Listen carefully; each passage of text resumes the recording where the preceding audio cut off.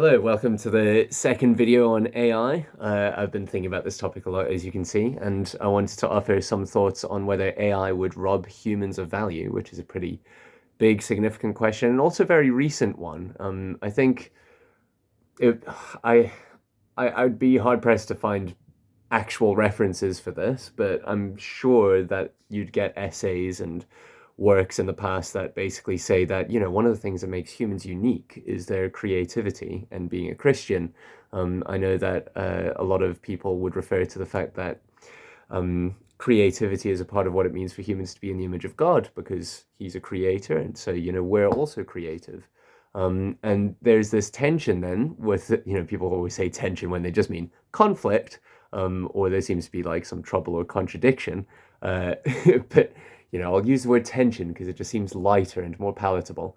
There seems to be a tension with how AI seems to have creative capacities that seem to excel the creative capacities of humans. And it's not just art, as with the previous video, but you have AI literature. You have a hilarious, you should look these up, Batman AI generated script and a Harry Potter AI generated script. If you just Google that, you'll get lots of entertaining results. I think the Harry Potter one's called Harry Potter and the Portrait of What Looked Like a Large Pile of Ash, and that's very funny. Initially, I didn't believe that those scripts were real because they seemed far too coherent. And perhaps they're not real, given that they were generated a while ago and AI has come in leaps and bounds since then.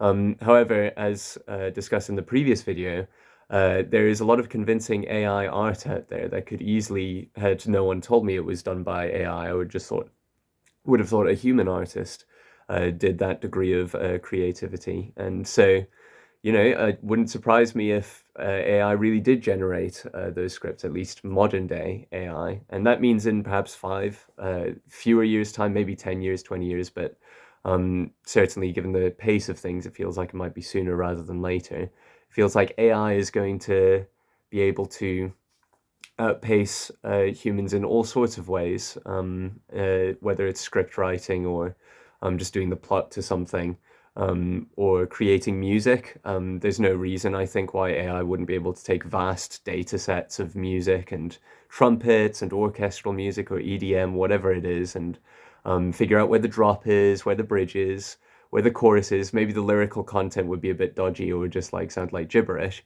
But at least insofar as instruments are concerned, it would probably be able to generate something that sounds indistinguishable from what humans could produce. And the same could go for conversations. We're getting to the stage. We may have already reached that stage, but we're certainly getting there. If you just, again, go on YouTube, just Google AIs talking to each other, and they can have what seem to be coherent conversations. Now, they're weird. Like, if you met a person who said what they say, you'd be like, that you're a very strange person. You're weird. You sound robotic in the way that you process things. But at the same time, it's still scary, like how difficult or how much more difficult it is to distinguish AI activity from human activity. And so this basically raises the question, is human value robbed if a non-human, like an AI, indeed something humans have created, is able to outpace and outdo us in any skill? Like, name any skill: art, music, craftsmanship. I mean, obviously robotics would have to take leaps and bounds in order to replace us in certain forms of welding, but then again, we are industrialized, and so there are many forms of craftsmanship which we do not use humans for anymore. And so if our created products like AI are able to outpace all human skills, do we have any value? And there are many ways of addressing this question. One is, if you believe humans have value determined extrinsically by according to what we do, what kind of output we make, what kind of contribution we make to society, then we would still be able to put some value in, because as with the previous video, we decide what AI itself values. We would decide what is a good thing for AI to do, what is a bad thing. So there'd still be a kind of directorship, a leadership role going on there, and there would still be some sense in which AI is derived from humans.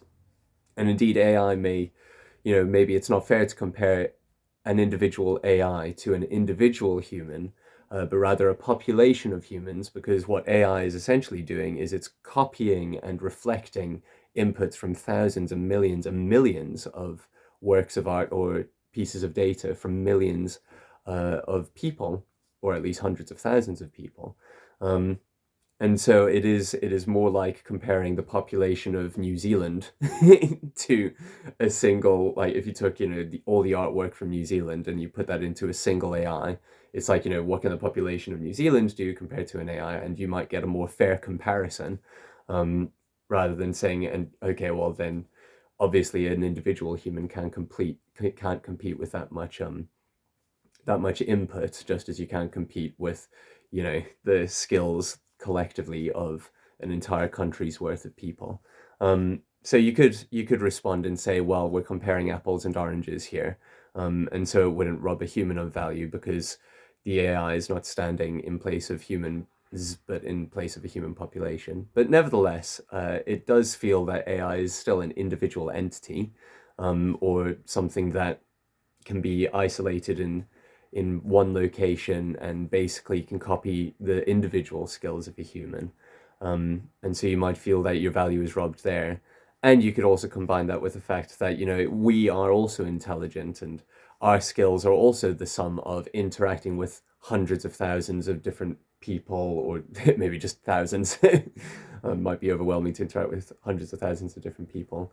And our skills could be the cumulative effect of us learning through hundreds of thousands and millions of different experiences over time. So perhaps one could respond to that objection and say, well, it's not like comparing an entire population of people, to an individual AI. It is actually like comparing an individual human to an individual AI, because we as humans are also taking in thousands and thousands of different inputs and honing our skills that way. We just happen to do it a bit more slowly than AI does it. So parking that question to one side, someone can still feel outdone by AI. And I think the worry that someone might feel would derive from a sense that what we do makes us valuable. And there are two things to say about that I want to touch on in this video, finally. The first is, as humans, it feels like one thing that might still distinguish us, in who we are in our nature, from AI, besides just being biological organisms, as opposed to AI is currently a digital entity. And so yes, there are distinctions there, but I mean more in the sense, people would refer to this as having a soul, or having consciousness, or having intent. So what AI does is essentially an automatic process. You imagine it creates a work of art, and what someone might want to say about that work of art is that there was no intent behind it, except perhaps, whatever intent the human had in directing the AI to create that piece of art. But even then, if you took an AI that randomly generated some art, so you have a random text generator, and then that random text generator went into an AI art generator and it came out with a random piece of art, you could make a stronger case, not a foolproof case, but a stronger case for saying there's no intent. There's no intention, there's no goal, there's no purpose behind the art that comes out the other side of that, no matter how beautiful, how well crafted, and even how evocative it might evoke emotions in us. We might even feel like something powerful, something meaningful, despite that piece of art not actually having in itself some guiding intent. And so that raises a question in the philosophy of psychology, and folk psychology, namely, what does it mean for something to have intention behind it, and why do we feel that we as humans have this, but something like an AI doesn't? And one person could say it's because we are conscious and AI is not conscious. Now, that is a belief we have. I think as a Christian, you can justify that belief through understanding that God has given certain beings life, whereas the things that we create aren't capable of receiving that life. It is a divinely granted gift that we have this awareness of what we are, what it is to be in this body, which we call consciousness. And philosophically, the term for that would be phenomenal consciousness, but I don't want to get like too technical here, but that's what a philosopher of mind would call when I'm using consciousness in this sense.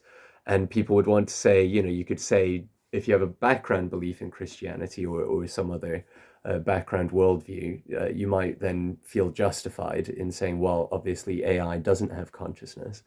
And so it's not special, it's distinct from us in that way. So no matter how much AI does in the way of creating pieces of art or whatever it is that we as humans, maybe we will be able to create better pieces of art. It'll certainly take longer. Um, we can always say, even if AI outpaces us in various ways, it didn't have intent, it didn't have true understanding of what was going on.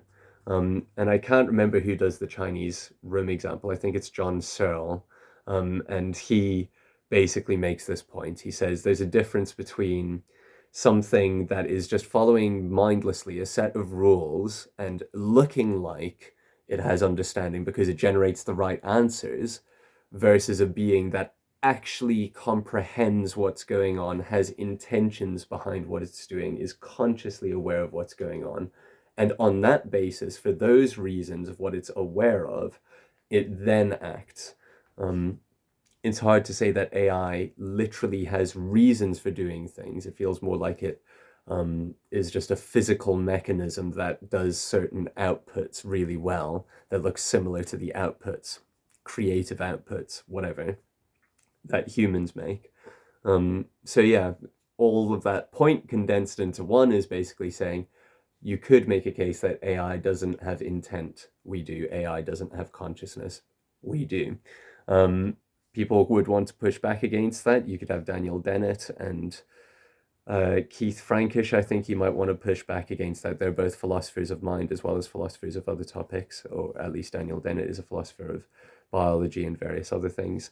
They would want to argue that we just don't have phenomenal consciousness the way we like to think we do. I personally think that's a very strange belief to have, just because it seems to imply that you'd need to explain how it is that we are certain that anything exists at all.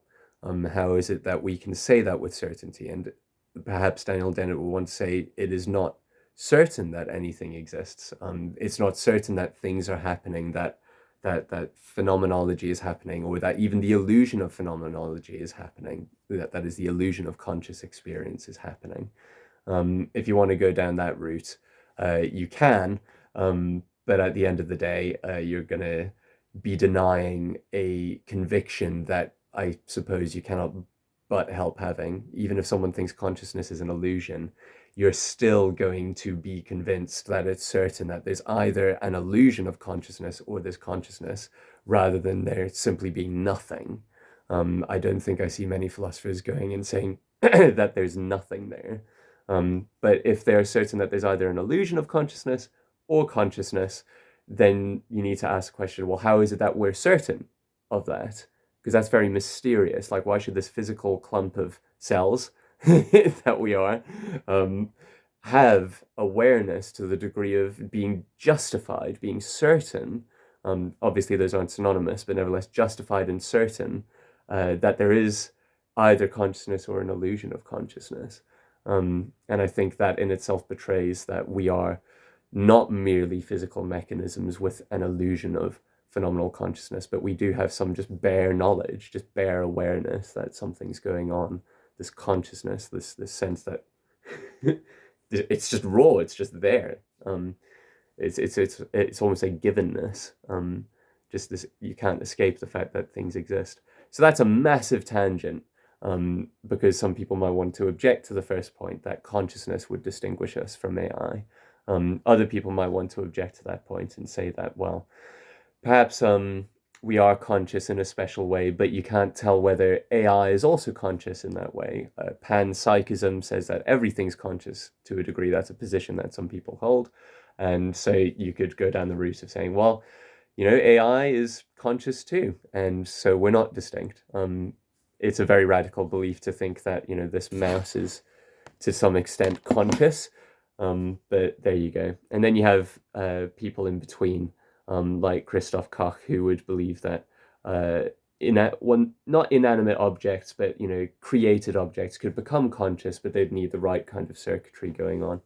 Personally, I think that's very speculative, and the question of consciousness itself is one that is very difficult. If I struggle to think of how we could be able to resolve that question of whether something else is conscious. It always seems possible to imagine uh, when we're externally observing an object that it could be having a conscious experience. Likewise, it's possible to imagine that we look at an object that appears conscious, but it turns out at the end it's not having a sense of phenomenal consciousness, which again I think is a point that is made by David Chalmers and many other philosophers of mind. So I'm going to just park that question because it's extremely complex. But at the end of the day, one, if you're a Christian who has other reasons for believing that God has created creatures specially with consciousness, you then might be justified in thinking that we are indeed distinct from AI. And that leads on to the second point before I just conclude this massive dump of thoughts is the second point is, do we have intrinsic value? If we have intrinsic value, then that would distinguish us from AI as well. The reason being is that that is value that isn't determined by what we do. This is the same type of issue that feeds into questions of where life begins. Some people would want to say life begins according to certain external properties. It's a controversial question, obviously, especially in our day with all the legal judgments going on.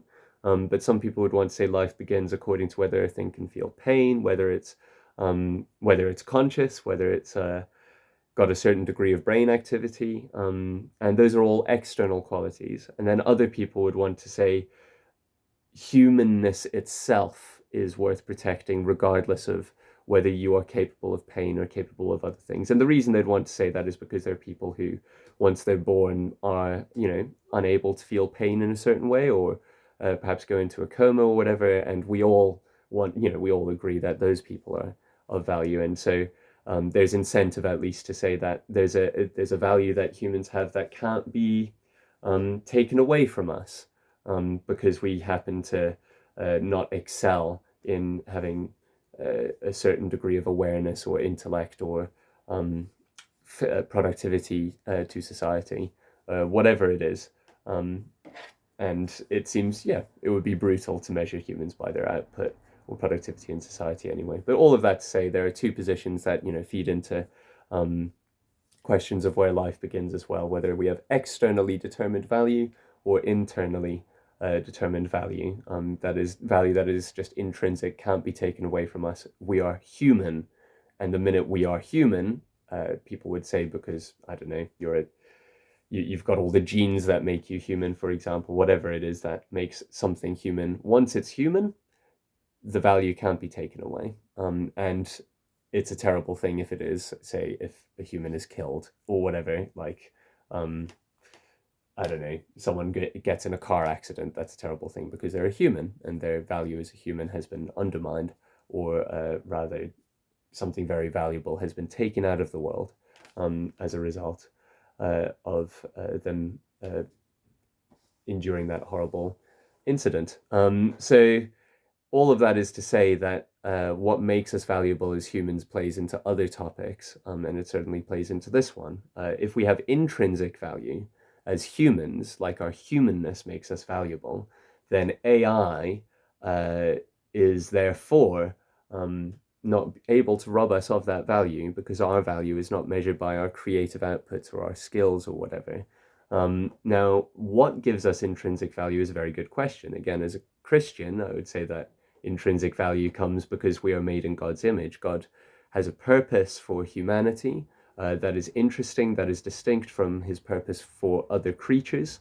And we are to show his character, show his love, show his stewardship to creation in a way that other beings, whether they are more skilled or less skilled than us, those other beings have just not been given that responsibility and have not had that value placed on them. And ultimately, a Christian would think that we're valued because despite us not wanting God to say or have a say in our lives, he decided to send his son and give us life anyway and die for us on a cross. And so we are valued because we're loved. It's almost like in that sense we would say that God his love for us makes us valuable. We're the apple of his eye for whatever reason. And that's basically what redemption is, right? There's a thing that was not really valuable in itself, or did things that made it not valuable. It used to be valuable, but it tarnished it to some extent. And then there's this degree of restoration because of some love bringing that thing out of darkness and back into light.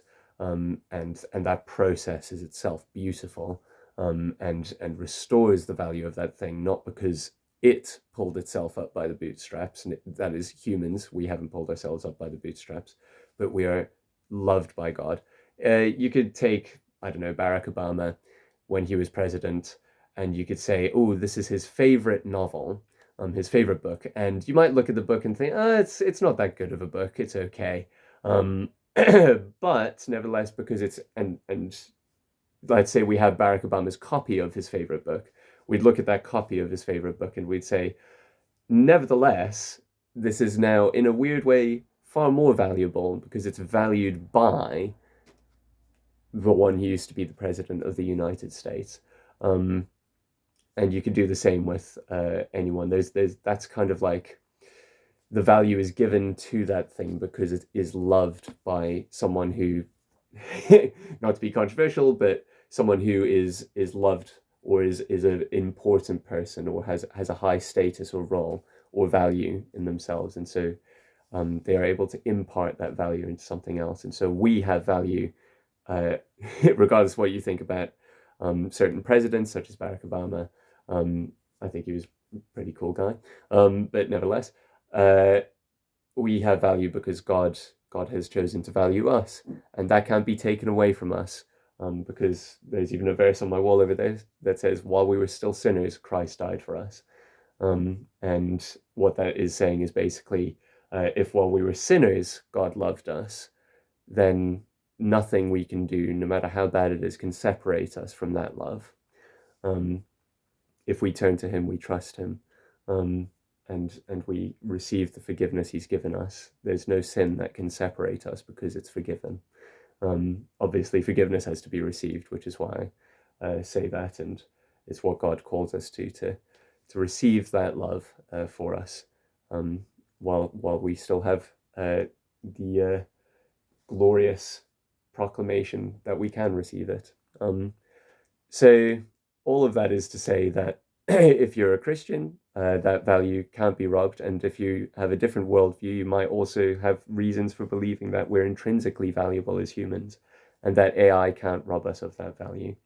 So those are two things that I think mean that AI wouldn't be able to rob us of our value. And I've been talking for way too long now. But yeah, so it's consciousness. Some people would call this having a soul or having intent. Those are all slightly different concepts, but they're overlapping in important ways that would distinguish us from AI. And then having intrinsic value, which would distinguish us from AI. And a final note before I close this video on the having intrinsic value is to say that we, again, if you're, I don't want to say religious, but if you have a Christian worldview or something like that, you believe in angels. And if you have read Hebrews or read Psalm 8, it says, he made us a little lower than the angels. What is man that you're mindful of him, the Son of Man, that you care for him? You've made him a little lower than the angels. And yet we ultimately are then going to be called to be raised up with Christ where he is. And what that's saying is that angels are obviously enormously powerful beings. They're more powerful than you get in Marvel movies. You have celestials, you have all sorts, but angels are just like on another level. In Marvel movies, in Marvel movies, celestials, even these huge beings, they still die. Angels don't die, biblically. They're these terrifying things. They can span continents. They put their foot in one ocean, one in another in Revelation. That's all picture language, but you have angels that take down the entire army of Assyria in literally just a breath. It's just one go and they're all gone. And they're beyond comprehending in their wisdom, their intelligence.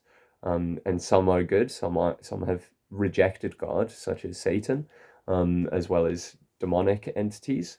And they outpace us in skill and in power and in all sorts of ways, and even in moral beauty and character, if they're an angel who hasn't decided to reject the glory and the goodness of God. and and so there, as Christians, or as someone, if you have that worldview, you should already be reconciled to the idea that there are beings that exist that are better than we are at certain things. And so our value can't be derived from our skills or from what we do and from the work of our hands. It has to be because of who God is and who we are in light of who He is. So I guess the conclusion is, don't worry about AI. It is a beautiful tool, and just as computing has outpaced us in many ways, AI might still outpace us, but we still have a very important role to play in directing it, and none of the developments that occur can rob us of that intrinsic value that we have, and also the joy that we have in music, in art, in creativity, and all these things, and even the unique contributions that we can make in those areas. Blacksmiths make wonderful, unique contributions to society, even if a sword can be produced by a machine. And how much more if handmade things are valuable, are we able to even produce value in this world as well? So that's the conclusion, this long diatribe. It's obviously not, I didn't have bullet points or anything to go off to make this shorter. Well done if you got to this point of the video. You do what you want with it. I don't really mind. That's a lie, I do mind. But I would rather that you just did what you wanted, in the way of how you respond to it. But hope you have a lovely day. God bless. And yeah, maybe I'll be back next week for more thoughts on a completely different topic. Who knows? Hope you have a good week. Bye.